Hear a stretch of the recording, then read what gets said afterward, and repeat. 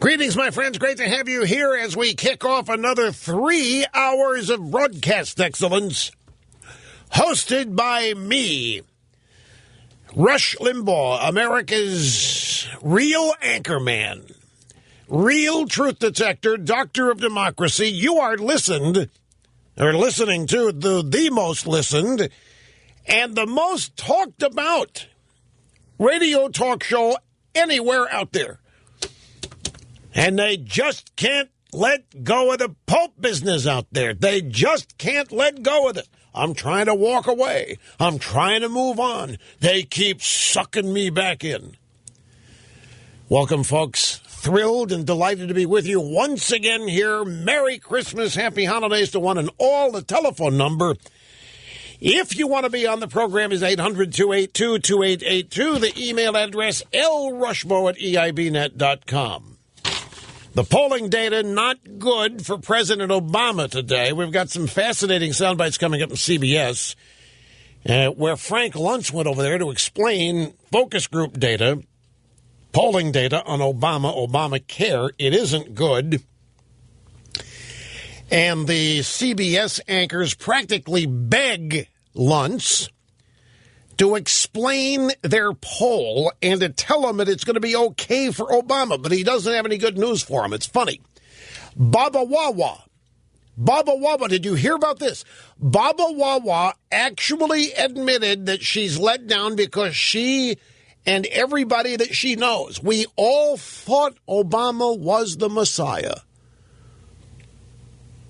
That she said it? I've got it in the audio sound bites. It's coming up. Ladies, let's see, the polling data. Phil Robertson, one of the stars of the Duck Dynasty. Have you heard about this nerd lady? You watch Duck Dynasty? You ever seen him?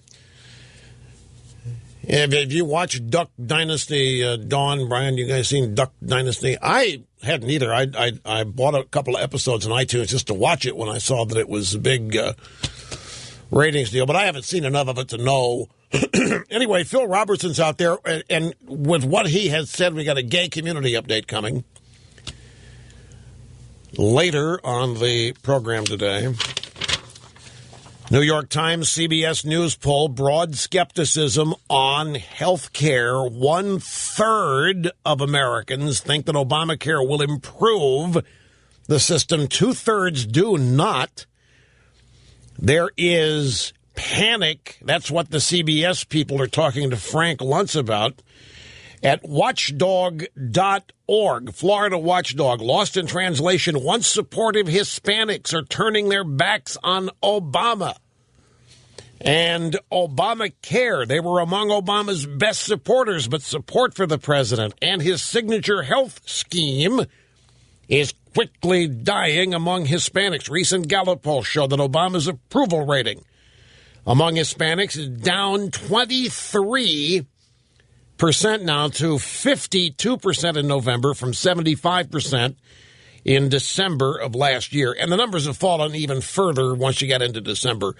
So Obama's probably a little bit below 52, maybe below 50% with Hispanics now on that overall approval and Obamacare. You remember the controversy that came up with Megyn Kelly when she said that Santa Claus is white. Yeah, and Jesus. But we'll stick with Santa Claus for this because there was a teacher out there who really got this ball rolling.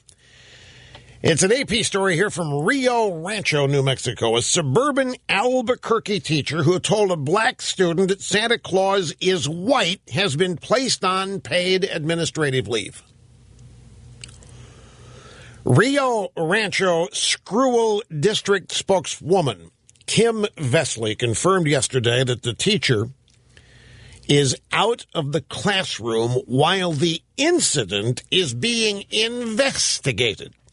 The teacher's comments came after students at Cleveland High School were told that they could come to class dressed as Santa, an elf, or a reindeer. Michael Rouget says that when his 9th grade son Christopher arrived with a Santa hat and a beard, the teacher asked, "Don't you know Santa Claus is white? Why are you wearing that?" The incident happened the same week that Megyn Kelly said that both Santa Claus and Jesus were white. Okay, so a teacher who said Santa is white been placed on administrative leave while an investigation is being conducted. Now, what would happen if a teacher said, "Well, wait a minute, Martin Luther King was black"? Would that be controversial? Why is it? I mean, Santa Claus is white. We discussed this. In every portrayal of Santa Claus since the beginning of Santa Claus is white. You realize what this says about where we are in our culture? I mean, it's a fact. It's just what is. Oh, but apparently it isn't. It's now controversial. We're going to suspend a teacher. We're going to do an investigation to find out what's behind this. So, what personal insult to the young man? The young man shows up as Santa Claus. Says, "You can't do that. Santa Claus is white. Who do you think you are?"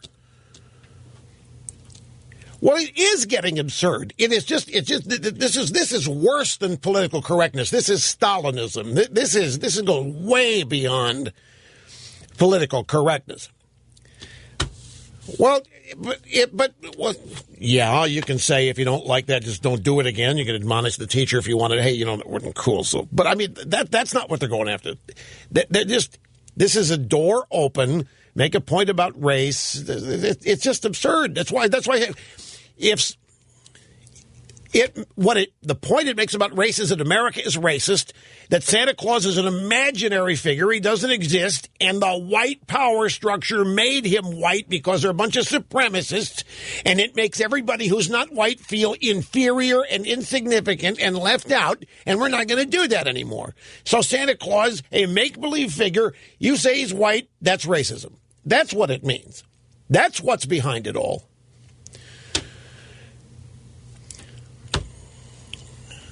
Well, okay, that may be too. Snerdley is shouting at me that the message is that you conservative, you can't talk about race unless we grant you permission. You can't bring it up. You can't say what you think unless we grant you permission. How do we know the teacher wasn't attacking Santa Claus by calling him white? How do we know that there's so much here that we don't know? Teacher investigation. But what if you say, is it controversial? Say, hey, wait a minute, you can't do that. Martin Luther King was black. I mean, this is just absurd, folks. It's gone beyond any rhyme or reason.